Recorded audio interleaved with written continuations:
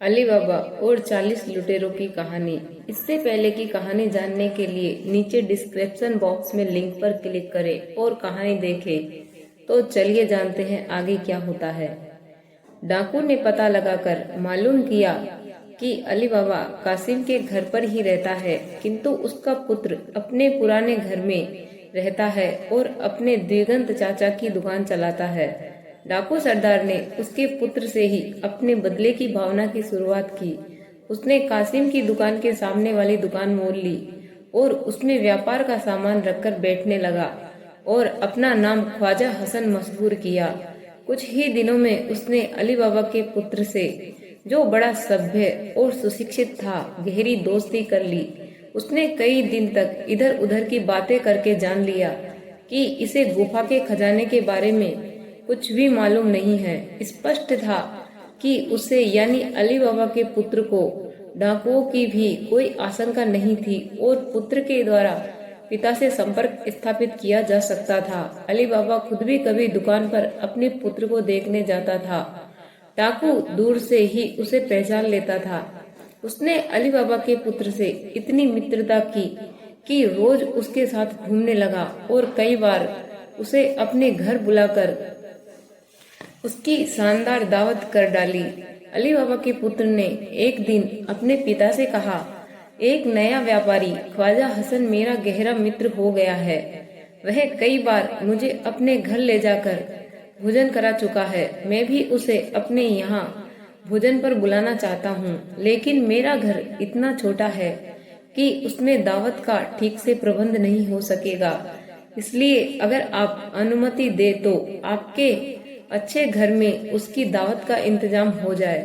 अली बाबा ने कहा, कल शुक्रवार है, बाजार बंद रहेगा। तुम घूमते घूमते उसे शाम को यहाँ ले आना। मैं उसकी दावत का प्रबंध करके रखूंगा। मर्जीना अच्छा भोजन तैयार कर देगी। दूसरे दिन शाम को अली बाबा का पुत्र और डाकू सरदार टहलते टहलते अली बाबा के मकान पर आए। डाकू को पहले ही इसका आभास हो गया था और वह अली बाबा की हत्या की तैयारी करके आया था।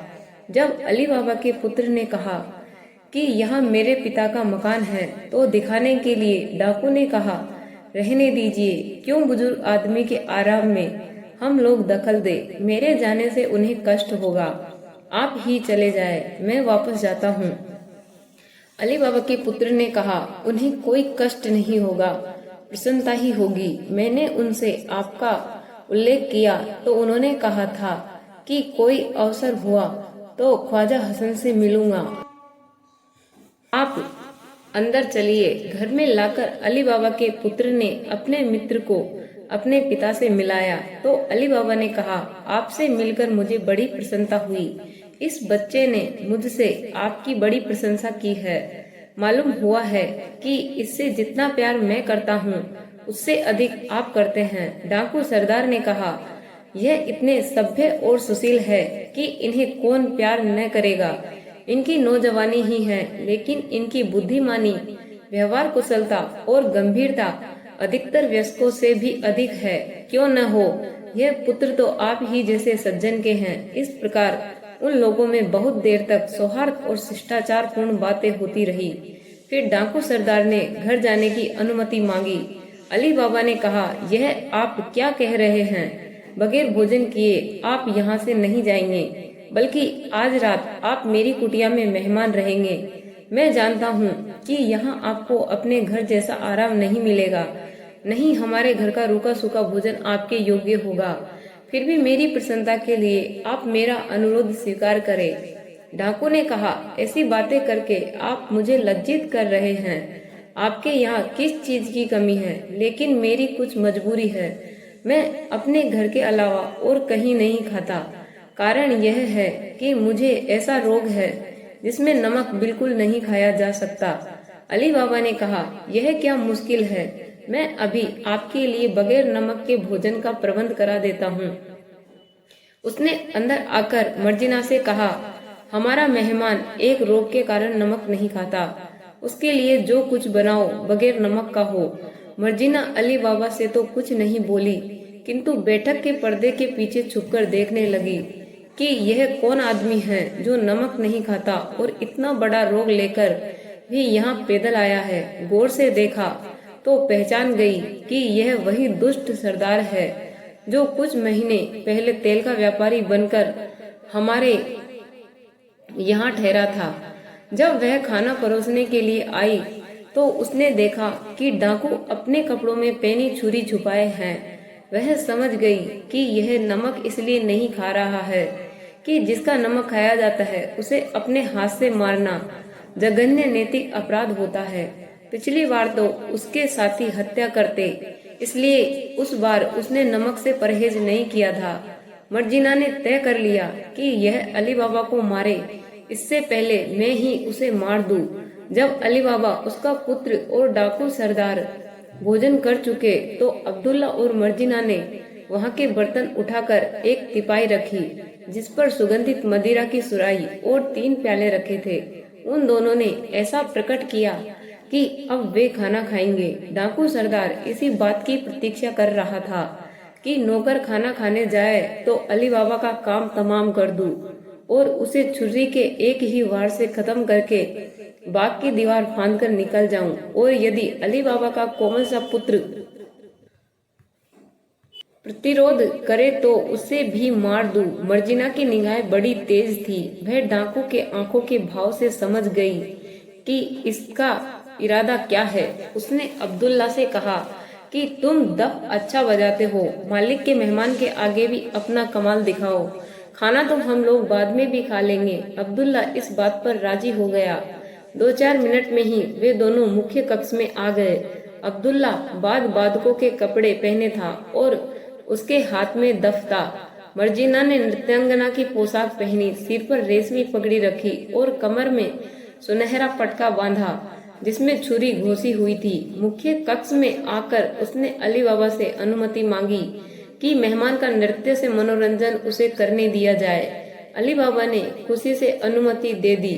डाकू सरदार ने भी मजबूरी में सहमति प्रकट की, क्योंकि इनकार करके वह अपने भेद के खुलने का खतरा मोल लेता। मर्जिना ने तरह तरह के नाच दिखाए। अब्दुल्ला भी कलाकार था। उसने मस्त होकर दफ बजाया। नृत्य वादन से खुश होकर अली बाबा और उसके पुत्र ने दोनों को एक एक असरफी इनाम में दी। डाकू सरदार ने भी दोनों को एक एक असरफी का इनाम दिया। मर्जिना डाकू की नजरों से समझ गई कि अब वह नाच गाना बंद करने का आदेश देने ही वाला है। उसने तय किया कि इसी समय यदि डाकू की हत्या न की गई तो वह मालिक और उसके पुत्र की हत्या कर देगा, और अभी तक मर्जिना ने जो कुछ किया था सब मिट्टी में मिल जाएगा। मर्जिना ने कहा, सरकार, अब मैं आप लोगों को अपना सर्वश्रेष्ठ और अंतिम नृत्य दिखाऊंगी। यह छुरी का नाच कहलाता है और इस देश में मेरे अलावा और कोई इसे नहीं जानता। आप लोग इसे देखकर अति प्रसन्न होंगे। यह कहकर मर्जिना ने कमर से छुरी खींच ली। यह छुरी अत्यंत पैनी थी और मोमबत्तियों के प्रकाश में खूब चमचमा रही थी। फिर उसने तेज नाच शुरू कर दिया। छुरी को उसने बड़ी तेजी से घुमाते हुए ऐसे दिखाया कि वह अपने हृदय में छुरी घुसेड़ना चाहती है। फिर यही उसने अब्दुल्ला के साथ किया। फिर 5-6 बार नाचते नाचते यह किया कि कभी अपने हृदय तक छुरी की नोक को ले जाती, कभी अब्दुल्ला के हृदय तक। इस नाच से मेजबान और मेहमान सभी आनंदित हुए। फिर मर्जिना नाचते नाचते अली बाबा के पास गई और उसके हृदय के ऊपर उसने छुरी की नोक छुआई। 2 बार अली बाबा के साथ यह खेल दिखाने के बाद उसने 2 बार यही उसके पुत्र के साथ किया। फिर वह नाचते नाचते डाकू के पास गई।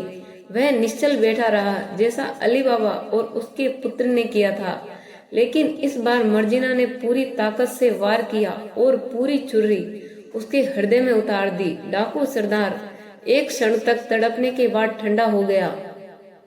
अली बाबा सदमे से बाहर हुआ तो चीखा, अभागिनी, तूने मेरे अतिथि को मार डाला और मेरे सिर पर मित्र घात का कलंक लगा दिया।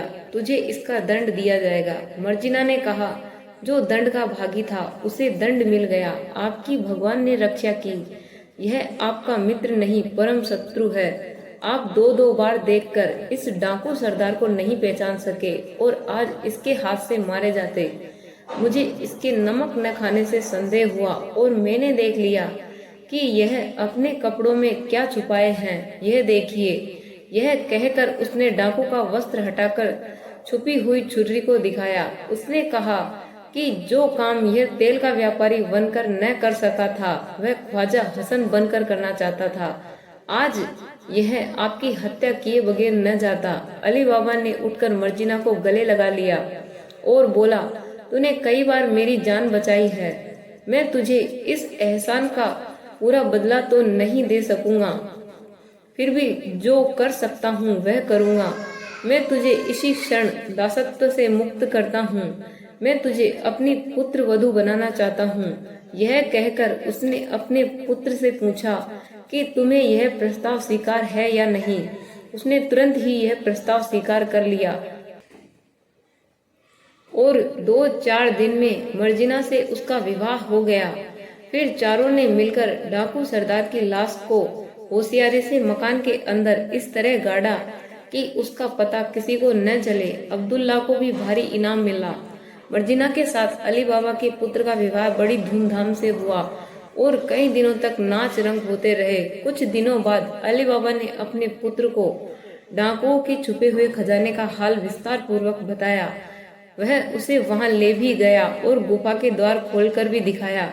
कई दिनों तक वे दोनों पता लगाते रहे कि कोई डाकू बचा है या नहीं। जब कई दिन तक किसी घोड़े की टापों के निशान न देखे और खजाने में भी कोई घटत बढ़त न देखी, तो दोनों कई दिनों में थोड़ा थोड़ा खजाना छुपाकर अपने घर में लाते रहे और गुफा को खाली कर दिया। फिर उन दोनों ने ही नहीं, उनकी कई पीढ़ियों ने सुख से जीवन व्यतीत किया। शहजाद ने यह कहानी खत्म की तो दुनियाजाद ने उसे और कहानी सुनाने के लिए कहा। इस दिन सवेरा हो गया था, इसलिए अगले दिन शहजाद ने नई कहानी शुरू की। तो फ्रेंड्स, कैसी लगी मेरी ये कहानी? यदि पसंद आई हो तो वीडियो को लाइक और ज़्यादा से ज़्यादा शेयर करें। ऐसी ही रोचक कहानी और जानने के लिए हमारे चैनल को सब्सक्राइब कर लें और बेल आइकन को प्रेस कर लें ताकि आने वाली हर वीडियो की नोटिफिकेशन सबसे पहले आपको मिले। वीडियो को अंत तक देखने के लिए धन्यवाद।